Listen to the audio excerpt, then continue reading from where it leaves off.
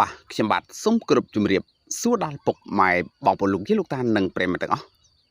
ថ្ងៃនេះផងដែរខ្ញុំបាទមានអត្ថបទព័ត៌មានមួយដែលមានចំណងជើងថាចុងបិចកម្ពុជាតារាកំ pl ែង3រូបនេះហើយបានកែប្រែវាសនានេះពាក់មីពីខ្សែជីវិតអ្នកធ្វើការសំណង់មកមានបានខ្ពង់ខ្ពស់រយៈពេលប្រមាណជា15ឆ្នាំហើយដែលនីពាក់មីបានផ្លាស់ប្ដូរវាសនាពីអ្នកធ្វើការសំណង់មានជីវភាពធម្មតាមកជាតារាកំ pl ែងប្រចាំប្រទេសទទួលបានកេរ្តិ៍ឈ្មោះល្បីល្បាញមានទស្សនិកជនស្រឡាញ់ពេញចិត្តហើយតាមរយៈនោះនីពាក់មីក៏បានផ្លាស់ប្ដូរជីវភាពទាំងស្រុងដោយមានលទ្ធភាពរស់នៅក្នុងផ្ទះធំទ្រនំខ្ពស់មានលុយមានឡានទំនើបហើយមិនតែប៉ុណ្ណោះលោកថែមទាំងសង់ផ្ទះជូនឪពុកម្ដាយទាំងសងខាងនៅឯស្រុកកំណើតយ៉ាងធំប្រណិតទៀតផង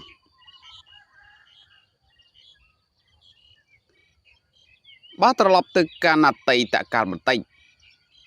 ដោយប្រិមិត្តភាគច្រើនបានជ្រាបហើយថានីពាក់មីជាសិល្បករមានប្រឡោកកើតចេញពីកម្មវិធីប្រកួតកំ pl ែងមួយក្នុងអំឡុងឆ្នាំ2010ហើយកាលនោះលោកទទួលបានជ័យលាភីលេខ1ក្លាយជាតារាកំ pl ែងប្រចាំស្ថានីយទូរទស្សន៍ CTN ចំណែកឯគណៈកម្មការ3រូបដែលបានកំណត់វាសនាឲ្យនីពាក់មីក្លាយជាម្ចាស់ពានរង្វាន់គឺមានតារាកំ pl ែងជើងចាស់នីកុយអុកញ៉ាឃ្លោកនិងតារាកំ pl ែងក្រតដែលរៀមច្បងសិល្បៈ3រូបនេះគឺជាគណៈកម្មការក្នុងការប្រឡងកាលនោះ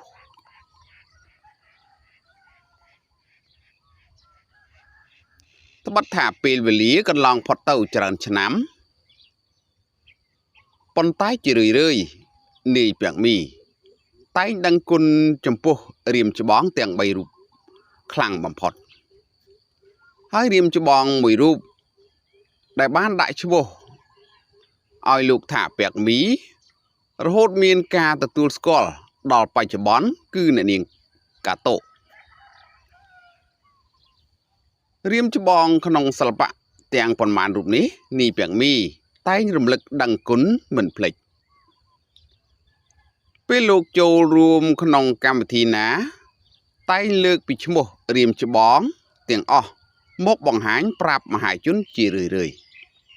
បាទហើយអត្ថបទព័ត៌មាននៃខ្ញុំបាទបានជម្រាបជូនខាងលើនេះក៏មានតែប៉ុណ្ណឹងសូមអរគុណសូមជម្រាបលា